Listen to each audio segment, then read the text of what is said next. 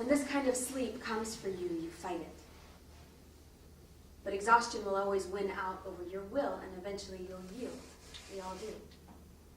It's the kind of sleep that comes only after driving hundreds of miles through the night, winding your way through the Catskill Mountains, and arriving finally, just as dawn cracks open the wound of day. It's the kind of sleep that comes when death is close. It's heavy, and it lays over your body like an armor meant to keep out the dragon of what you already know.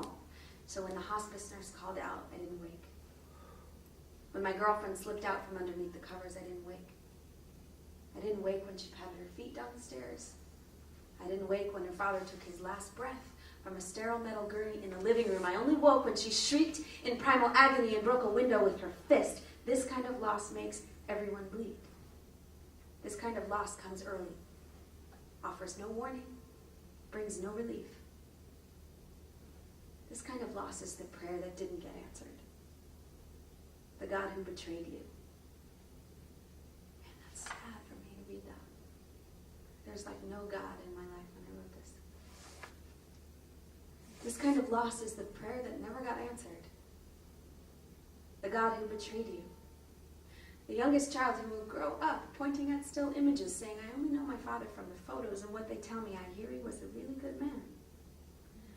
That afternoon, I'll be secretly, shamefully grateful I slept through that last moment.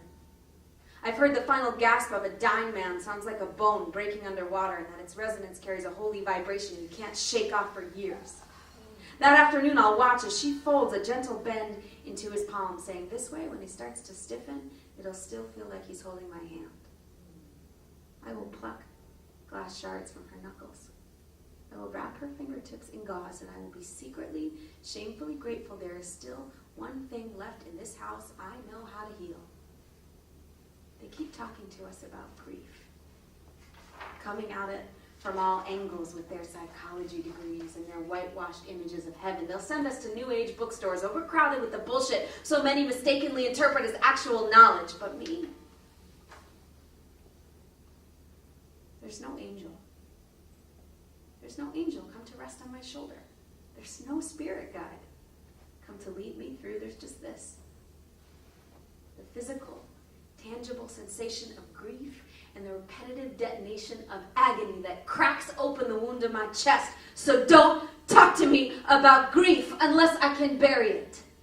Don't talk to me about grief unless I can pluck out its cancerous lung and leave it to rot in some sterile, dawnless tomb, ashes to ashes, dust to dust.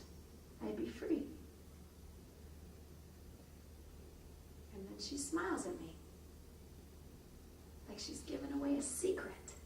Says, truly, honey, dying is actually all any of us are really doing anyhow.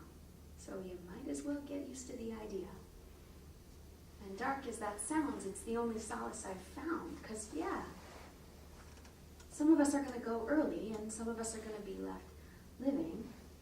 So it's our jobs to tell the stories to the children who lay awake at night trying to piece together images of a man they never knew. And when we tell them of the day their fathers died like heroes in our hands, we'll have nothing to offer them but our grief as proof of a life lived, saying, look, he was here.